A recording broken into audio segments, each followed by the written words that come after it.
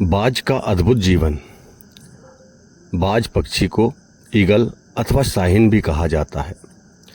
जिस आयु में बाकी पक्षियों के बच्चे चींचियाना सीखते हैं, उस आयु में एक मादा बाज अपने शिशु को पंजे में दबोचकर सबसे ऊंचा उड़ना सिखा देती है। पक्षियों के जगत में ऐसा साहसिक प्रशिक्षण किसी भी और पक्षी का नहीं होता है। भूस्तर से लगभग 12 किलोमीटर जितने ऊपर अमूमन हवाई जहाज उड़ा करते हैं, मादा बाज अपने शिशु को ले जाती है।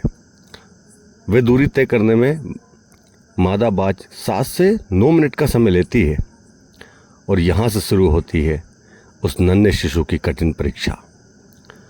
उसे अब यहाँ बताया जाएगा कि तू किस लिए पैदा हुआ है, तेरी दुनिया क्या है, तेरी ऊंचाई क्या है, तेरा सामर्थ्य क्या है। फिर मादा बाज उसे उस ऊंचाई पर ले से अपने पंजों से छोड़ देती है धरती की ओर।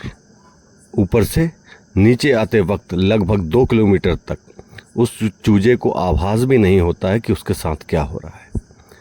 7 किलोमीटर के अंतराल के आने के बाद उस चूजे को पंख जो कंजाइन से जकड़े होते हैं वे खुलने लगते हैं। लगभग 9 किलोमीटर आने के बाद उसके पंख पूर्णतः खुल जाते हैं।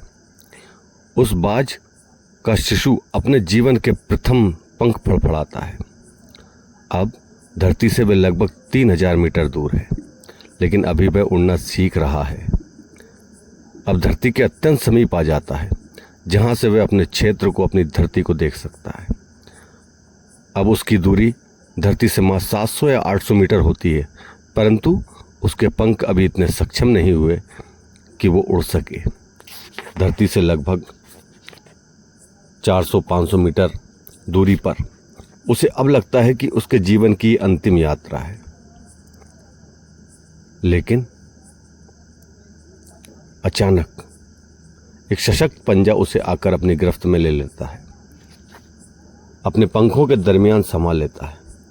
वह पंजा उसकी माँ का होता है, जो ठीक उसके ऊपर चिपक कर उड़ रही होती है, और उसका यह कठिन प्रशिक्षण निरंतर चलता है जब तक कि वह उड़ना नहीं सीख जाता। ये ट्रेनिंग एक कमांडो की तरह होती है। तब जाकर दुनिया को एक बाज मिलता है जो अपने से 10 गुना वजनी प्राणी का शिकार भी आसानी से कर लेता है। हिंदी में एक कहावत है, बाज के बच्चे मुंडेरों पर नहीं उड़ते।